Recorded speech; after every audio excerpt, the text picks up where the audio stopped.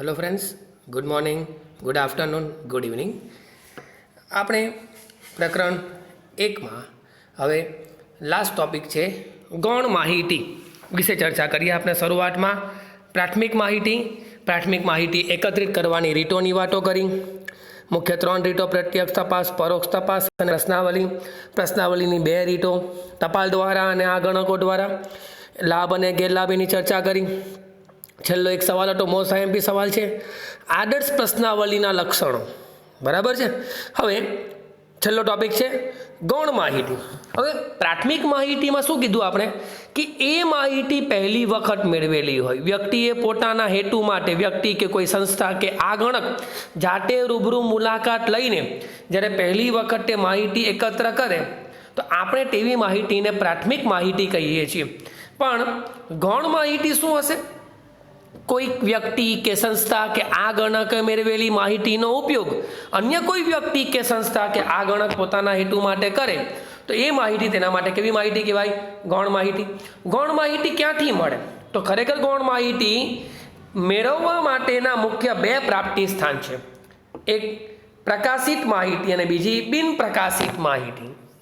પ્રકાશિત યાની કે જે છાપવામાં આવતી હોય, પ્રકાશનોમાં કે મેગેઝિનોમાં કે ન્યૂઝપેપરો પર કે ઇન્ટરનેટ ઉપર જ્યાં છપાતી હોય, લોકોની જાણકારી માટે મળતી હોય એને પ્રકાશિત. અને બિન પ્રકાશિત એટલે જે માત્ર ને માત્ર કોમ્પ્યુટરોમાં કે દફતરોની અંદર કે ઓફિસોમાં કે સરકારી કે અર્ધ સરકારી સંસ્થાઓની અંદર જે પોતાના જાણકારી માટે કે કોઈ પ્રાઇવેટ સંસ્થા પોતાની જાણકારી માટે એ માહિતીઓ એકત્ર કરતી હોય જેને ક્યાંય પ્રકાશિત કરવામાં આવતી નથી, કશે છાપવામાં આવતી નથી, પોતાના હેતુ માટે ડેટા, રવા ડેટા હોય તો એવી માહિતીને બિન પ્રકાશિત. હવે જે પ્રકાશિત માહિતી છે, પ્રકાશિત માહિતીઓ ક્યાં ક્યાં પ્રકાશિત થાય? તો આ પ્રકાશિત માહિતીઓ સૌથી પહેલાં આવશે સરકારી પ્રકાશનો. સરકારી પ્રકાશનો એટલે રાજ્ય સરકાર કે પછી કેન્દ્ર સરકાર, બરાબર છે, કે જે સંસ્થાઓ જે આંકડાકીય માહિતીઓ એકઠી કરે અને તેમના કારણો તે પ્રકાશિત કરે છે. ઘણી બધી વખત રોજ પેપરોની અંદર હમણાં આજે કોરોના જેવી મહામારી થઈ રહી છે તો સરકાર રોજ જ સવાર સાંજ અપડેટ આપે છે, કેટલા કેસ વધ્યા, કેટલા ડિસ્ચાર્જ થયા, કેટલા મૃત્યુ થયા, કોરોનાની રસીના માટેની ઇન્ફોર્મેશન જે પેપરોમાં રોજ છપાતી જાય છે. આવી માહિતીઓ કે જેને છાપવામાં આવતી હોય ક્યાં ક્યાં છપાય છે? તો એકચ્યુઅલી આ જે ટોપિક છે ને પ્રાપ્તિ સ્થાનો, એ મેઇન થિયરી તરીકે આખો પૂછાતો નથી, પરંતુ આ ટોપિકમાંથી અહીંયા આપણે માત્ર ને માત્ર ફૂલ ફોર્મ, પૂરું નામ, જેમ કે CSOનું ફૂલ ફોર્મ તો કઈ જગ્યા પર છે? કેન્દ્રીય આંકડાશાસ્ત્રીય સંગઠન, સેન્ટ્રલ સ્ટેટિસ્ટિકલ અથવા સ્ટેટિસ્ટિક ઓર્ગેનાઇઝેશન. બીજું છે NSSO, ફૂલ ફોર્મ છે નેશનલ સેમ્પલ સર્વે અથવા સર્વે સેમ્પલ, નેશનલ સેમ્પલ સર્વે ઓર્ગેનાઇઝેશન. ઓકે, આ માહિતીઓ, આ સિવાય આ માહિતીઓ ભારતીય વસ્તી નિયામક રજિસ્ટ્રાર કચેરી જનરલમાં, ખેતીવાડી સંશોધનની ભારતીય કારોબારી ICAR, એનું ફૂલ ફોર્મ છે Indian council agriculture research, Indian council agriculture અને રિસર્ચ. સૂચકાંક, આયાત નિકાસના આંકડા, જન્મ મળનના આંકડા, પછી કૃષિ વીસ ચક્રના આંકડા, વસ્તી ગણતરીના પરિણામોને લગતી માહિતીઓ, આ બધું જ બરાબર. આયાત નિકાસ સરકારે કેટલી કરી, પછી કૃષિના આંકડાઓ, ખેતીમાં કેટલો ખોટ ગઈ, કેટલો ફાયદો થયો, કેટલું નુકસાન થયું છે, બરાબર છે, કોને કેટલી રાહત આપી, આવું બધું. જન્મ મરણના આંકડા પણ દર વર્ષે સરકાર પ્રકાશિત કરે છે, આવી સંસ્થાઓ, બરાબર. આ સિવાય બીજું છે અર્ધ સરકારી પ્રકાશનો. કઈ કઈ સંસ્થાઓ અર્ધ સરકારી છે? જેમ કે જીવન વીમા નિગમ, આપણે જેને LIC કહીએ છીએ, લાઈફ ઇન્સ્યોરન્સ કોર્પોરેશન, બરાબર છે। તો એ જીવન વીમા નિગમ આ અર્ધ સરકારી સંસ્થા છે। એમ સવાલમાં પૂછાય MCQમાં નીચેનામાંથી કઈ સંસ્થા અર્ધ સરકારી છે, નામ યાદ રાખવાના। રાજ્ય વિદ્યુત બોર્ડ વગેરે નિયમિત રીતે પોતાના પ્રકાશનો। પછી આવે છે 3 નંબરમાં આંતરરાષ્ટ્રીય સંસ્થાઓ પ્રકાશનો।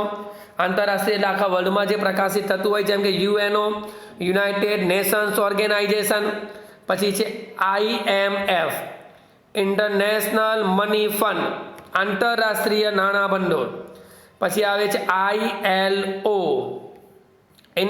આંતરરાષ્ટ્રીય ઇન્ટરનેશનલ, L એટલે લેબર અથવા મજૂર, O ઓર્ગેનાઇઝેશન સંગઠન ઓર્ગેનાઇઝેશન, બરાબર। આ પ્રકાશનો પ્રકાશિત કરે છે, આંતરરાષ્ટ્રીય છે।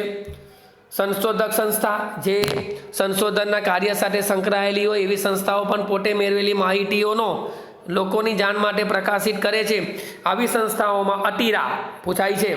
અટીરાનું ફૂલ ફોર્મ છે અમદાવાદ, A એટલે T એટલે ટેક્સટાઇલ, I એટલે ઇન્ડસ્ટ્રીઝ, R એટલે રિસર્ચ અને A એટલે એસોસિએશન। અમદાવાદ અટીરા ઘણી બધી સ્કૂલોમાં ઘણી બધી જગ્યાઓ પર આ સવાલ પૂછાય છે। એ Ahmedabad textile industries research association. બીજું છે PRL નું ફૂલ ફોર્મ છે ફિઝિકલ રિસર્ચ લેબોરેટરી, અમદાવાદમાં આવેલી છે। પછી છે salt and marine research laboratory, ભાવનગરમાં છે। પછી છે IEG ઇન્સ્ટિટ્યૂટ, I એટલે ઇન્સ્ટિટ્યૂટ ઓફ, E એટલે ઇકોનોમિક ગ્રોથ, દિલ્હીમાં છે। આ સંસ્થાઓ કેવી સંસ્થાઓ છે? સંશોધક સંસ્થાઓ જે સંશોધનનું કાર્ય કરે છે। પછી છે સ્થાનિક સ્વરાજ્યની સંસ્થાઓ। સ્થાનિક એટલે જે આપણા નગરપાલિકા કે જે મહાનગરપાલિકાઓ કામ કરતી હોય એવી નગરપાલિકાઓ, જિલ્લા પંચાયતો, એગ્રીકલ્ચર યુનિવર્સિટીઓ, આ બધી સ્થાનિક સ્વરાજ્યની સંસ્થાઓ। પછી એ છે વ્યાપારી અને વ્યવસાયિક સંશોધક પ્રકાશનો, જે ધંધા રોજગાર વેપારમાં કેટલું કઈ જગ્યા પર કયો વેપારના ટ્રેન્ડ ચાલે છે, કઈ જગ્યાઓ પર કયા આપણા GST છે, CGST છે, શું છે, આ બધી વસ્તુઓની ઇન્ફોર્મેશન પણ વારંવાર પેપરોમાં અને પ્રકાશનોમાં તમે બહારગામ ધંધો કરવા માંગતા હોય તો તમારે કેટલું કયા પ્રકારની તમારી પાસે ઇન્ફોર્મેશન અથવા ડિટેલ જોઈશું, કયા કયા ડોક્યુમેન્ટ જોઈશું, એવું બધું તમને જાણકારી આપતું હોય એવા પ્રકાશનો એમાં છે આ federation of Indian chamber of commerce and industries દ્વારા પ્રકાશિત જનરલ ઇકોનોમિક ટ્રેન્ડ। આ નામ યાદ રાખજો, કયું પ્રકાશન પ્રકાશિત કરવામાં આવે છે? આ ચેમ્બર ઓફ કોમર્સ દ્વારા ઇકોનોમિક ટ્રેન્ડ। પછી ઇન્સ્ટિટ્યૂટ ઓફ ચાર્ટર્ડ એકાઉન્ટન્ટ, જે આખા ભારત દેશની ચાર્ટર્ડ એકાઉન્ટન્ટ સંસ્થા છે એના દ્વારા પ્રકાશિત થતું એક પુસ્તક છે general and charter accountant, general the charter accountant. અને બીજું એક છે ઇન્સ્ટિટ્યૂટ ઓફ ફોરેન ટ્રેડ દ્વારા પ્રકાશિત થતું જનરલ, એનું નામ છે ટ્રેડ રિવ્યૂ। આ સવાલ ઘણી બધી વાર જો કયા કયા પ્રકાશનો છે? ચેમ્બર ઓફ કોમર્સ દ્વારા ઇકોનોમિક ટ્રેન્ડ્સ, પછી ઇન્સ્ટિટ્યૂટ ઓફ ચાર્ટર એકાઉન્ટન્ટ દ્વારા જનરલ ધ ચાર્ટર એકાઉન્ટન્ટ અને ઇન્સ્ટિટ્યૂટ ઓફ ફોરેન ટ્રેડ દ્વારા પ્રકાશિત થતું પ્રકાશન એટલે ટ્રેડ રિવ્યૂ। પછી વર્તમાનપત્રો, ઘણા બધા વર્તમાનપત્રો અને સામાયિકો મેગેઝીનો દ્વારા પણ એ પ્રકાશિત માહિતીઓ પ્રકાશિત કરવામાં આવે છે। જેમ કે EPW નું પૂરું નામ છે ઇકોનોમિક એન્ડ પોલિટિકલ વીકલી અઠવાડિયામાં એક જ વાર આવે।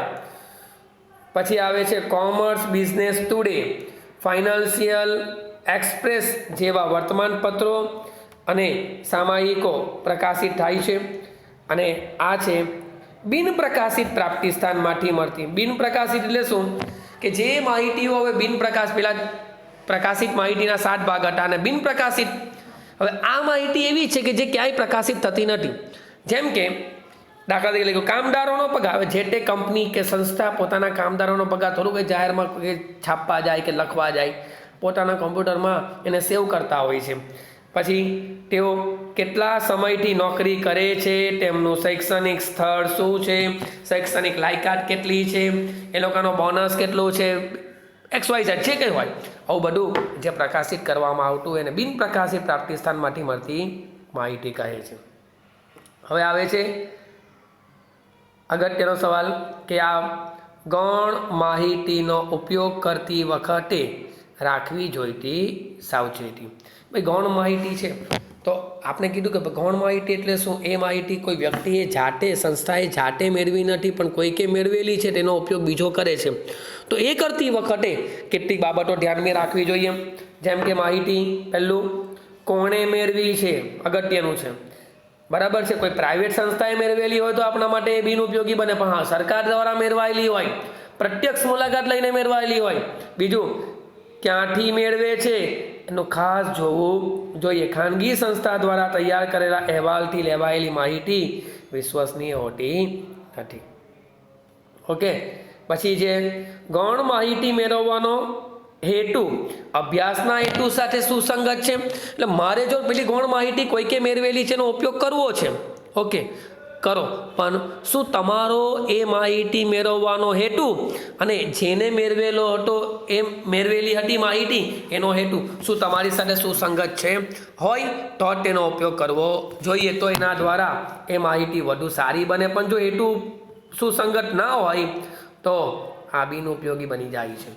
એકત્રિત કરેલ માહિતી ખૂબ જ જૂની ના હોવી જોઈએ, તે અત્યારના સમય સાથે સુસંગત હોવી જોઈએ.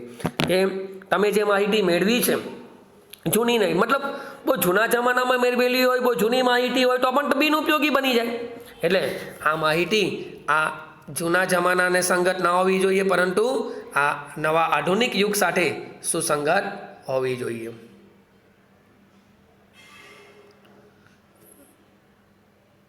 તેઓ ચોથું, તેનો ઉપયોગ કરતા પહેલા માહિતીનું કાર્યક્ષેત્ર શું છે અને તે કયા વિસ્તાર માટે એકત્રિત કરવાના આવેલ છે અને તેમાં વપરાયેલા પદોની વ્યાખ્યા વગેરે જાણી લેવી જોઈએ. જોવાનું કે ભાઈ પહેલા એ વ્યક્તિએ જ્યારે ગૌણ માહિતી મેળવી હતી એ ક્યાંથી મેળવેલી, કેવી રીતે મેળવેલી, કયા સમયે મેળવેલી અને કયા વિસ્તાર માટે તે ઉપયોગી મેળવેલી હોય. બરાબર. અને શું એ માહિતી આપણા વિસ્તાર માટે યોગ્ય છે, એના અંદરના પદો, એની વ્યાખ્યાઓ, એની સંજ્ઞાઓ શું આપણે સુસંગત છે, બધું આવું જોઈ લેવાનું. પછી જ માહિતી એકત્રિત કરવાની. સીધી આ ગણિત કરેલ માહિતીનો ઉપયોગ કરવાનું ટાળવું જોઈએ. કોઈ કે પોતાના અનુમાનો, પોતાના અંદાજો, પોતે એમને જ એ માહિતી એકત્ર કરેલી હોય પોતાના વિશ્વાસથી, કોન્ફિડન્સથી, આવી માહિતીઓ આપણે ઉપયોગ કરવી નહીં. અને કઈ રીત દ્વારા માહિતી એકત્રિત કરેલ છે તે જાણી લેવું જોઈએ, જેથી સંશોધન કરવા માટે રીતના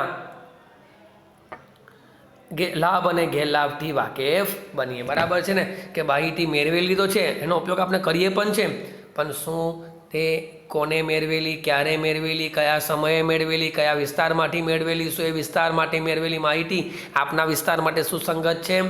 એટલે તો જ આ બધું જાણી લીધા પછી જ આપણે માહિતીનો ઉપયોગ કરવાનો, જેથી એ સંશોધનના લાભ અને ગેરલાભ વિશે આપણે સારી રીતે વાકેફ થઈ શકીએ. અસ્તુ.